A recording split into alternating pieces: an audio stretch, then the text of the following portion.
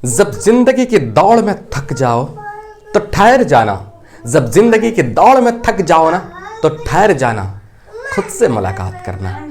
जोहार, आदाब, नमस्कार। मैं जुबैर अहमद। आज की जो मैं कहानी सुनाने जा रहा हूं, यह कहानी है एक गुरु और शिष्य की। एक बार एक गुरु जी अपने कई शिष्यों के साथ नदी के किनारे पर बैठे हुए थे। एक व्यक्ति नदी के किनारे में स्नान कर रहे थे। अजनबी इंसान स्नान कर रहे थे। स्नान करने के बाद जैसे नदी से ऊपर आते हैं और देखते हैं कि यहाँ पर गुरुजी हैं, तो गुरुजी को प्रणाम करते हैं और कहते हैं, गुरुजी आपसे कुछ बात पूछना चाहता हूँ। तो गुरुजी कहते हैं कि बताइए क्या बात पूछना चाहते हैं।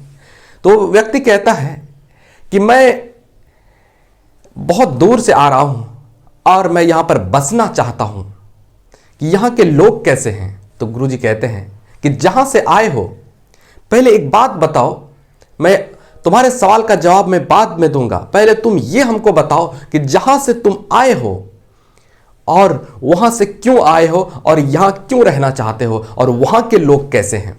तो व्यक्ति कहता है कि वहां के लोग दुष्ट हैं, वहां के लोग मूर्ख हैं, वहां के लोग अनपढ़ हैं, वहां के लोग दूसरों पर जुल्म करते हैं, इसीलिए तो वहां से मैं छोड़ करके इस गांव में आया हूं बसने के लिए। आप बता दीजिए यहाँ के लोग कैसे हैं।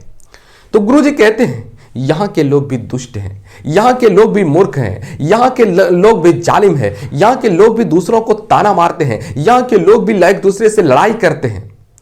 ये कहते हुए अपनी बात खत्म करते हैं गुरुजी, और वो व्यक्ति ये सुनते हैं और सुन करके वो आगे बढ़ जाते हैं। कुछ समय जब बीतता है, मतलब कुछ 1-1.5 घंटा के बाद एक व्यक्ति फिर से वहां से गुजरते हैं और देखते हैं गुरुजी वहां पे बैठे हुए हैं। गुरुजी को प्रणाम करते हैं और फिर कहते हैं कि गुरुजी यहां के लोग कैसे हैं, मैं यहां पर व्यापार करना चाहता हूं, कैसे हैं यहां के लोग। तो व्यक्ति कहता है कि जहां से तुम आए हो पहले यह बताओ कि वहां के लोग कैसे हैं, मैं बाद में बताऊंगा कि यहां के लोग कैसे हैं। व्यक्ति कहता है कि वहां के लोग बहुत अच्छे हैं, बहुत कोऑपरेटिव है, एक दूसरे की कोऑपरेट करते, एक दूसरे की मदद करते हैं, एक दूसरे के साथ कदम से कदम मिला करके चलते हैं, दुख हो या सुख हर घड़ी एक दूसरे के साथ खड़े रहते हैं। तो गुरुजी कहते हैं कि फिर यहां क्यों आए हो। व्यक्ति कहता है कि ये इतना अच्छा समाज छोड़ने का तो मन नहीं करता है, लेकिन मैं यहां इसलिए आया हूं कि यहां पे व्यापार कर सकूं, कुछ पैसे कमा सकूं, अपने परिवार का लालन पालन कर सकूं। तो गुरुजी कहते हैं कि यहाँ के लोग भी वैसे हैं, यहाँ के लोग भी अच्छे हैं, यहाँ के लोग भी एक दूसरे की मदद करते हैं, यहाँ के लोग भी कोऑपरेटिव है, यहाँ के लोग हमेशा सुख दुख में एक दूसरे के साथ खड़े होते हैं। ये सुन करके वो व्यक्ति खुश होता है और खुश होकर के गुरुजी को प्रणाम करते हैं और आगे बढ़ जाते हैं।